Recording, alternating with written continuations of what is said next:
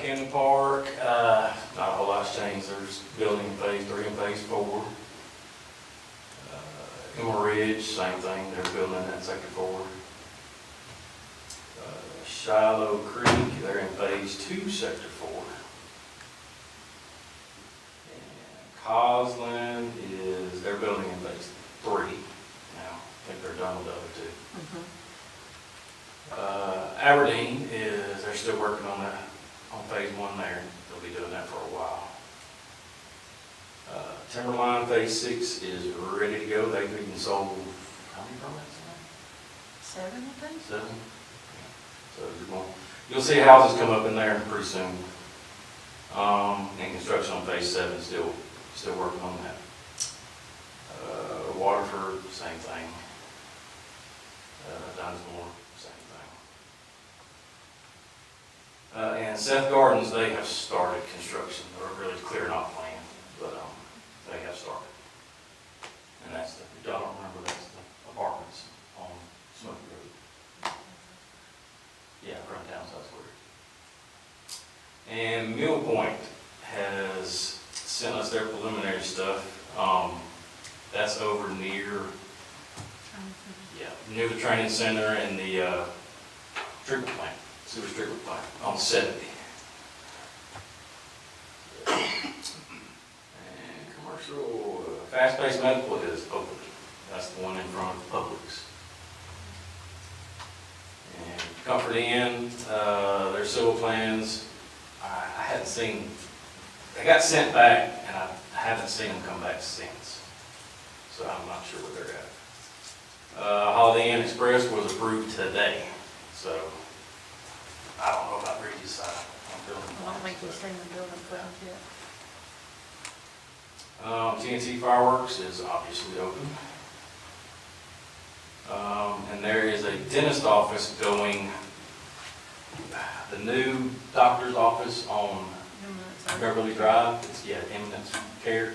There'll be a dentist office in that same building next door to it. Mavis Tire, they're pretty close to being ready. They've got an opening day July 15th. July 15th? Okay. Looking, they're shooting for July 15th. Hurry up. Home Suites, that's the one by Hampton, and they're still working steady on that one. Waffle House, that's the one on, new one on 84. They submitted, Building plans today? Yeah, their building plans came in today, so. Wendy's hadn't, their plans came in last week, last Friday, I think, Thursday, Friday. Yep. So Reggie's got to look over those. And that's it. Really excited about the hotels. We actually, in our commission meeting this morning, was saying how we were missing events because of lack of hotels. So that's exciting to hear. There's the 3, and I think the one going by, that's going to go by Zapopan, it's like 50 something rooms, 50 or 60 rooms. 56 or 57. Yeah. We have some others in other areas, but that's exciting to hear just in Calera because there's a lot of events. The Lake Bass tournaments, Talladega, believe it or not, we can fill up Yes. every time that comes. Yes. I mean, not excluding our local tournaments that we have as part. Well, I heard there was a softball tournament that had to cancel because there was no place for them to stay Yeah, that weekend that they were trying to come. and I know that multi-facility baseball tournament that happens every year, 2-3 times a year, that's gonna be huge for us as well. So, excited to hear that. Hopefully that'll bring restaurants with it too. Right on. You know, that in conjunction with the widening of the interstate really works well together.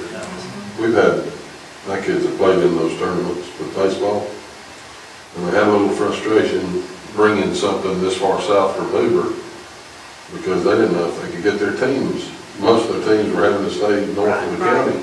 Have to travel. They would not be able to get the teams back and forth, to and from to meet their scheduling time. So it's all working for the good It is. for the entire county. It's coming. Good time.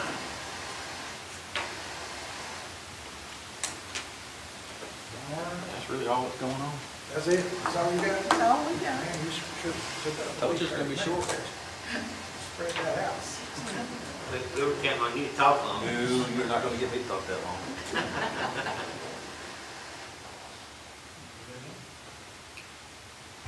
Kevin, what about the B2 facades What about? that we had talked about, like to look at what other, Oh, on the color Talking about the color palette, palette stuff? I called every city in Shelby and Hoover, and nobody has a color palette. Helena has one For for the their, downtown what did they call it? It's one little district, it's just the main downtown, that little piece of downtown, that is it. so maybe not, okay, so not a color palette, but like, does Alabaster or other areas not have like design elements for the facade? area. If they do, they're in like smaller districts, Yeah. like that Helena thing. Everybody that I called said they did, so. Yeah, it's not like a full, everything B2 is this. Because, well, certain,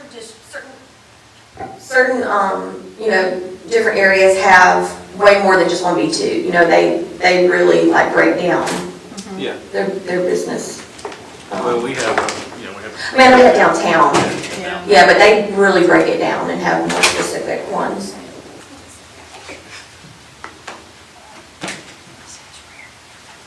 You're 7 minutes late, you missed the meeting. What? You're 7 minutes late, you missed the meeting. Well, that's all right.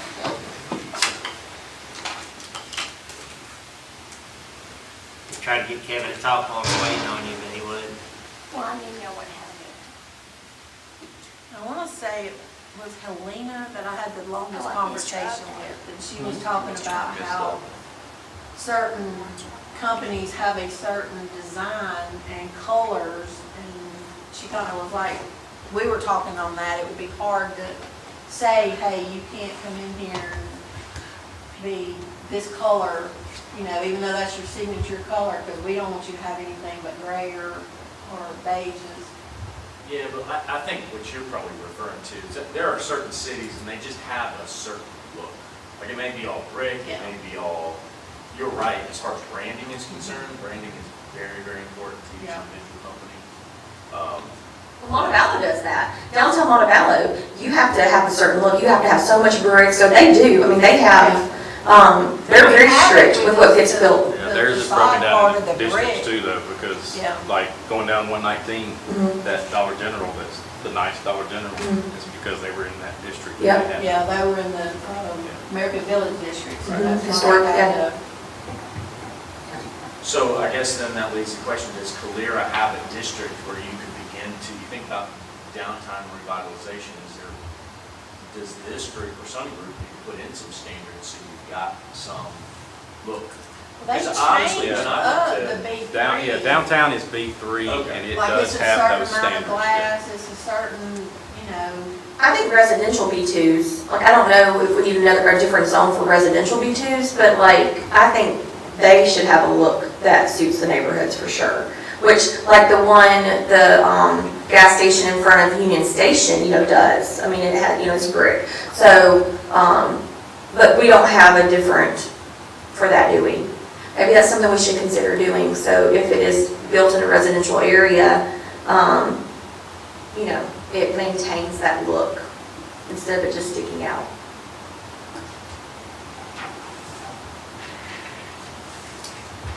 Where would you say that the residential areas, if it's connected to a residential area? Maybe, yeah, I guess. I mean, is that not done in any other area? Like, do they not have? When that's mapped out and laid out, usually it's owned by one person. Del Clayton, for example, Coslin Farms, for example. Yep. He master planned that entire area. and put He it segregated the B2 from the R1, whatever, RG. I was, So that's, at the point when he comes and brings the property for zoning and annexation and zoning, he chooses that, I guess. Yeah. So it's not spot zoning because there is a B2 right next to, Part G, whatever. That's what that property owner asked for, and at what point would we put those stipulations on there? Yeah, I would think maybe like if it was at the beginning of a neighborhood or right, because there's a difference, going down 31 past where the old Zappa used to be. There's a difference there because that's not really, when you have some farmland, but you don't really have like neighborhoods. There's a difference there than at the corner of Costland or in front of, Union Station. I mean, there should be a difference in appearance. I think some of the steps we've taken with how much brick and how much, the actual size of the square footage of the houses, I think that's where we can regulate. I think you leave the developer his own unique status of how to build something attractive enough to recruit owners. But I think For houses or for B2? for houses. Oh, we're talking about for B2. Okay.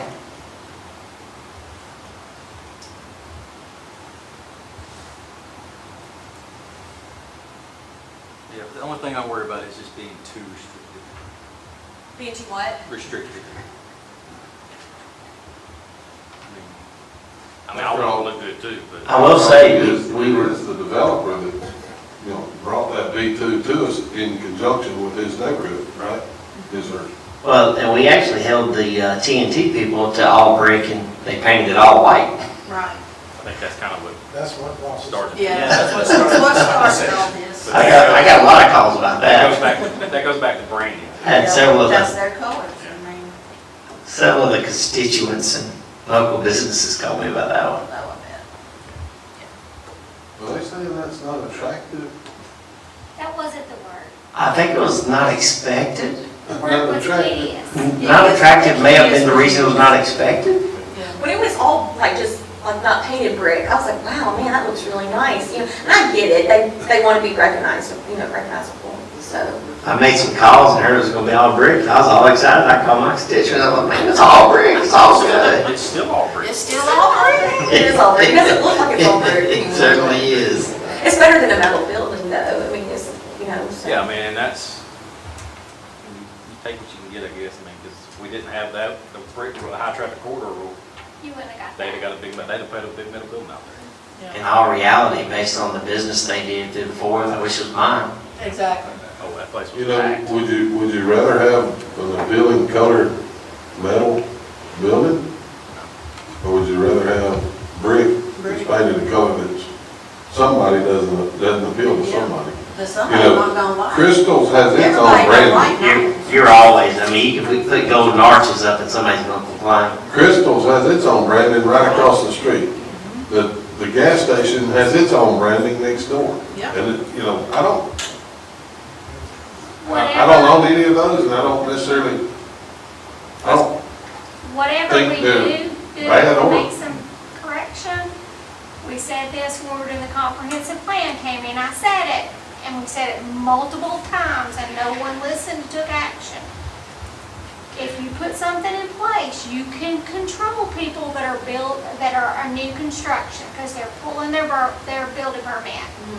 I go buy a building that's different right now, I don't have to have a permit yeah, to paint it. Yeah. No. So how do you enforce those things?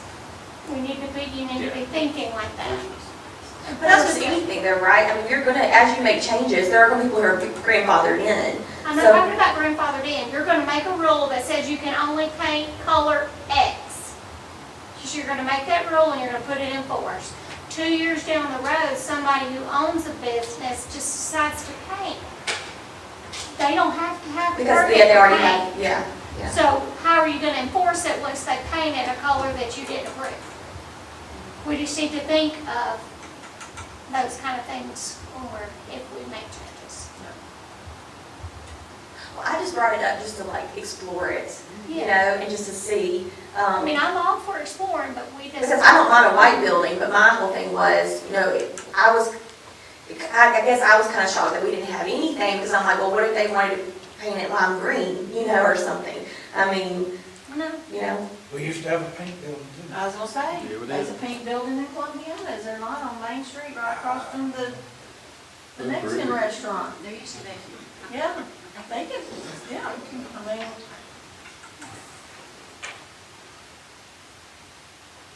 Well, obviously, y'all never eaten at the Pink Pony. I mean, it looks better than the gas stations next to it, so it didn't shock me at all.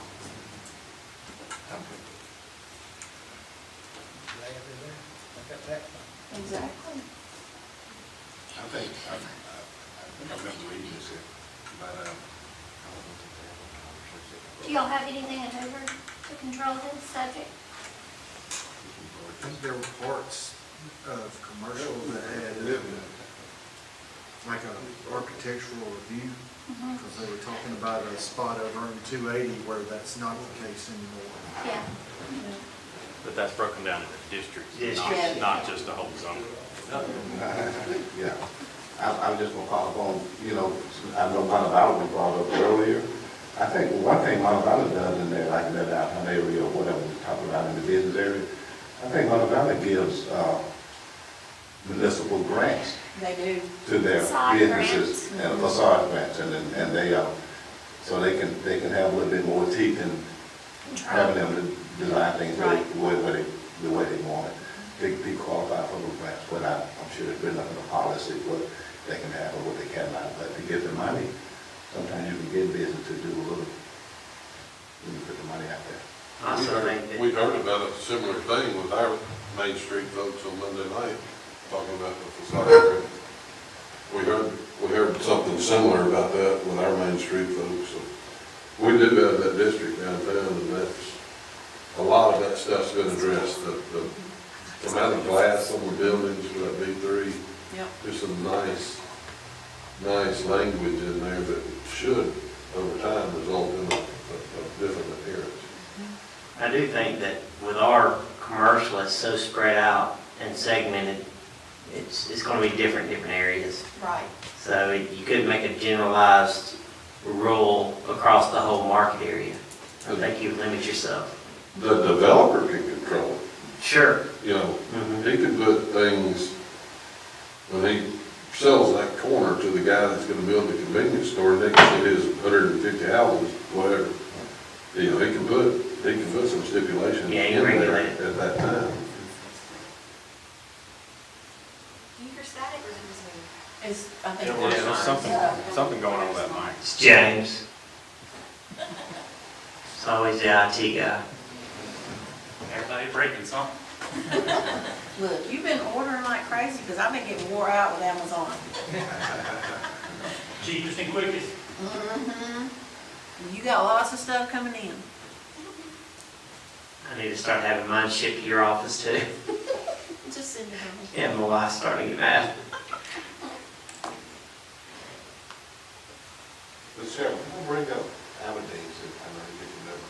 What is the, remember they had this ongoing situation with that opening? What is, between that HOA and, what was the outcome of that? Well, in that meeting, it said that it had to be proven that it was illegal. Not proven that it was legal, it had to be proven that it was illegal. And nobody's ever came and proven that. So then they have their access to that second entrance. That As is an their emergency. emergency. Yeah. Yeah. It's only emergency. So then does that gate stay locked up? It's It's supposed to. supposed to. People have- We've been hearing Danny that was it's not. supposed to be meeting, I'm trying to get in touch with them to see about getting it locked Yeah, and because it's been making open sure here they had a key for to a it. while, yeah. Because I don't know if the residents are open it, I'm not sure. Somebody's cutting the lock. Yeah. I know you said like it had to be, like I remember when we went through all that, and we said it had to be proven that it wasn't illegal, but what due diligence do we have, because we're allowing them to build a subdivision? What if they start building and it does come back that it's illegal? Then it's too late. Then they gotta come up with another entrance, I mean, once they get past phase But one. if we're allowing them to build, they might just say, well, you already started allowing us to build, so we're not gonna do that. They can only build 100, Yeah, They can only build they can only phase go so one. far. phase one. That's what I was gonna ask, was there a number, I can remember But- the policy. And the thing is what I tried to get Danny to explain to Miss Debbie the other day, I think the misconception is people think that that's supposed to be an exit that you can drive in and out of, but it's not, it's just for emergency vehicles to get through. It's not a construction No. entrance? No, it's No. just for emergency vehicles where they've got an entrance to get in and out if something happens. So what happened after 100 homes were built?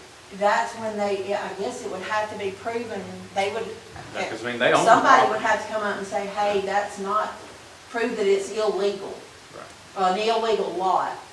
Because as it stands, nobody's proven that it was an illegal lot for them to use for an emergency entrance.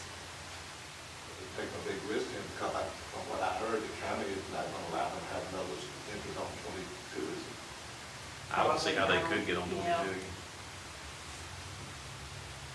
It's gonna be interesting if it does. Yeah, which they could come back through the back part of Stone Creek. There's a piece that the state owns in there, and then that would give Stone Creek, because Stone Creek doesn't have an emergency exit or anything.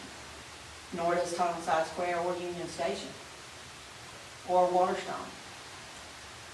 My suggestion would be, the fire department needs to put a lock on it, like a Knox box lock. Yes, and that's what Danny talked about. Yeah, and that, People can come. they could, well, locks are made for honest people, so I Yeah. mean, if they want in there, they get in there. But the fire department will be the only one who can access that number, or that lock. Yeah, but whoever it is that keeps cutting it, it's probably some kids or something, they're going back there riding four-wheelers Yeah. and all that land property back there.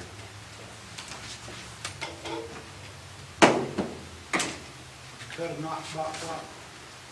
You better have something good. That's what needs to I go. think it's a camera. Yeah.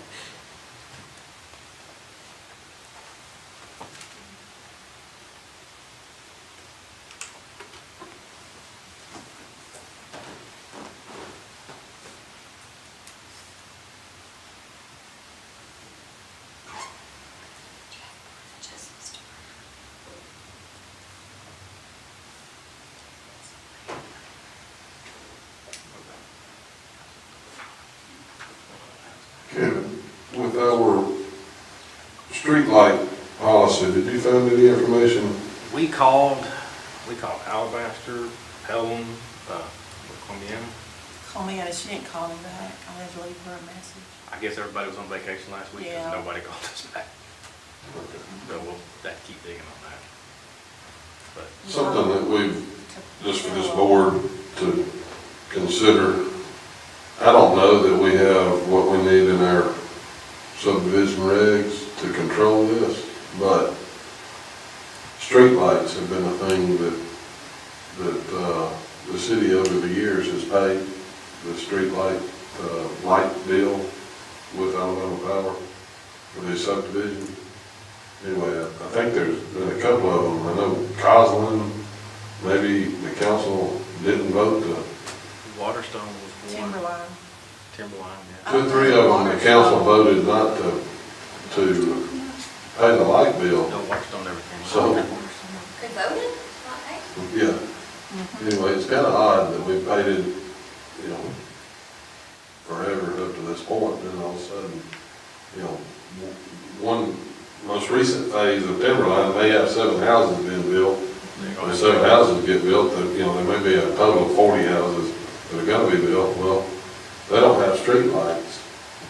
They don't have us paying the street lights. We don't, the city doesn't have anything that says, hey, you developer, you build them when you have the streets turned over to the city, then the city can, you hand the bill to us and we pick it up and pay it from there. So I think if we had some policy that went with our subdivision regulations that stated what we expect the developer to do and the timeline of when we would take it from them, you know, right now, we take the streets once they get 90%, or Yeah. if they're 90% completed with construction of the houses, you know, then they can still coat the street. After 1 year, then we have maintenance, ownership maintenance of that asphalt, that roadway. So I think we need to have something in the We have a policy for streetlights, and The there's. spacing, Yeah, the spacing, and it even calls in the zoning book that they have to be there has to be streetlights in the neighborhood. so we're telling the subdivision, the developer, he's gotta put them in there. Right. And we're, they gotta be a certain amount of footage apart and all this. I think that's from what I went out to the station a couple of weeks ago. The email we got from residents. And I think one of the problems is, what is 400, of the 200, 400? I think it's 400 feet. 400 feet apart. Yeah, I think it's 400.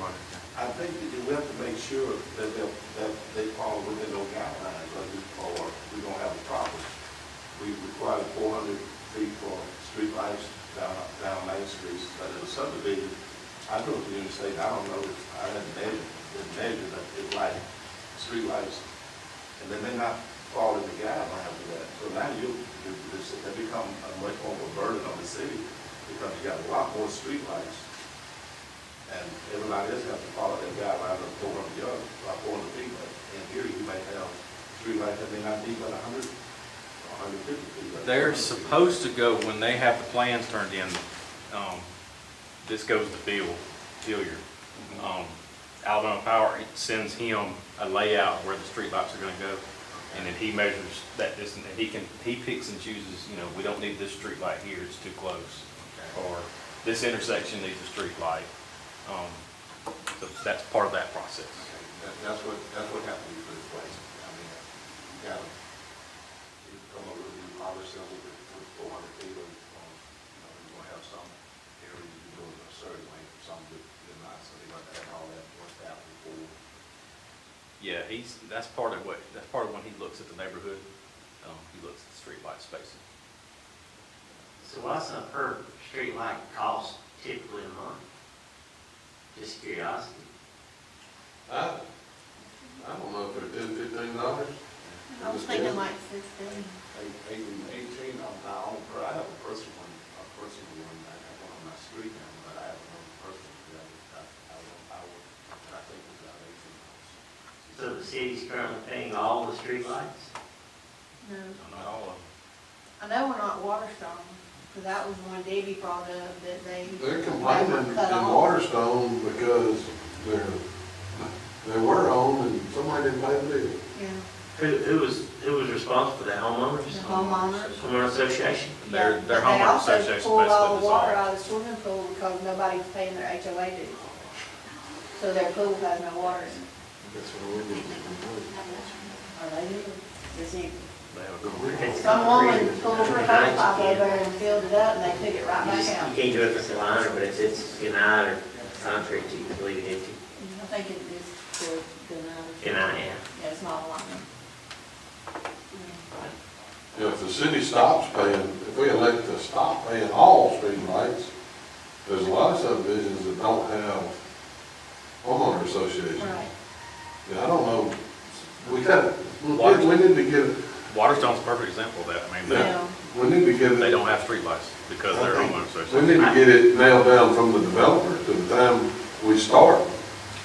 And which I one? feel like it needs to be sometime in the final plat, or, I think you stop the bleeding on the new construction and then you negotiate the backside. Go to these homeowner associations and say, we'll cover them for this many years on. After that, it's your responsibility. I don't think you just quit paying them. If you've been paying them the whole time and it was assumed when you took the street over, that was part of the street. well, That's just an assumption. I don't think you can just say you're gonna stop. I mean, you can say you're gonna stop paying, but it turns into a safety issue, really. Because, if you say we'll pay them for 5 years, well, then 5 years comes up and it goes over to the homeowner association. And that homeowner association is non-existent now. And nobody's paying the bills, so the lights go off. We can, The developer was paying it first, I think, over in Union Station, I think they was. Yeah, in Waterstone they were.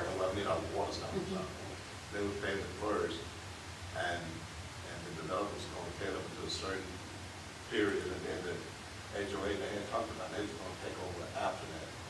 But that fell through, so I think the resident that talked with me, the one I communicated with, they just wanted the city to come in and just take over. And I told her I would look into it, find out what we and just see how far the thing, you know, I have no problem with it as a, you know, as a council member, if they fall within the guidelines that we have in place. But if they put a lot more lights or whatever, it becomes it's a lot different concern. We really need to consider what, you know, how attractive we want this city to be, and then also how safe. Right. I think it's that's a important. huge factor. Yeah, It's to me, important to it's have a a safety issue. That's right. No doubt. Dog without.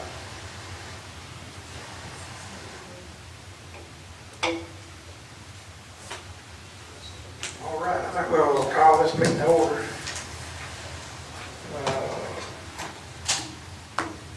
You need approval for the minutes. So moved, I was here. No, I wasn't, I was not here. I missed the last meeting. I make a motion. I'm saying. We have a motion made, second, A second. and a second, One extension. and one abstention. Just- All right. Do the members have anything they want to talk about? I want to make sure that we do some consideration on the street lights. You know, exactly what we were talking about in the work session for a minute. So Kevin, if you don't mind, try to get us some type of framework put together that we can go across the city. I'm not in favor of turning any off. And, Well, I mean, the city has set a precedent, hadn't it, playing some of them by it? you know, that's good, some of them. Yeah, I mean, We need to get right and move forward. Yeah, and Lights it looks can bad make on the us. city look really good and Yeah, be safe. that's, well, I mean, and it makes us look bad. That's right. yeah, I agree, it's a safety issue, really. I mean, But does that fall on them, like as far as Waterstone or us? Should they have come to us and said, hey, we want y'all to take over the streetlights? When we take the I think roads over? I think if we have a policy that states at some phase of the construction, and we just do it, Final plat would be the easiest time. to yeah, do that we just do it, and it's just a given Okay. at that point. It just falls in place, and Still has- of course, Still has- we need to know the spacing. Yeah. We need to have that nailed down, and, well, it's in our deal, but- yeah. Yeah, and then Bill's got to check it off. Bill checks that We need to be conscious about too many, you know, we heard Ernest talking about, like, somebody, a developer could put, yeah, it Lights shouldn't every go that 100 feet. far, though. It shouldn't even go to yeah, that we point. should never make it. No. I mean, that's part of, in the preliminary plat, when they're, the construction plans, we'll have that in there. You know, as individuals, like Ernest said, he's paying a light bill on his street, on his personal account, you know, and you still have the ability to do that. Some subdivisions won't allow you to have an extra pole, Right. you know, they've got reasons for not letting you put streetlights just wherever you want to put them, but I think if we come up with something to help the city kind of, But even if we said that it automatically gets on in the final plat phase, it would still have to go to council to be approved, though. that's right, when we adopt roads, I guess. Well, Or no? You have to Yeah, 'cause I put it think if you- before, because yeah. you wouldn't do that until the silk road had been I down. guess you just put it in your policy, the council adopts a policy, and that's it. Well, when we notify Alabama Power, I have to send them a copy of the council meeting minutes. That says that we'll pay for them. Okay.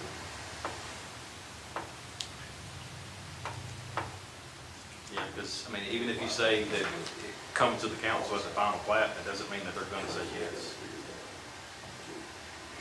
I think obviously that's a zoning issue to put into the zonings, but I think that's a council issue to come up with how we handle it.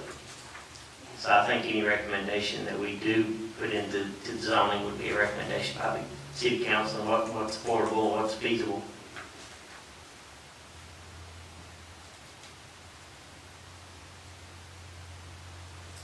We'll look into All right.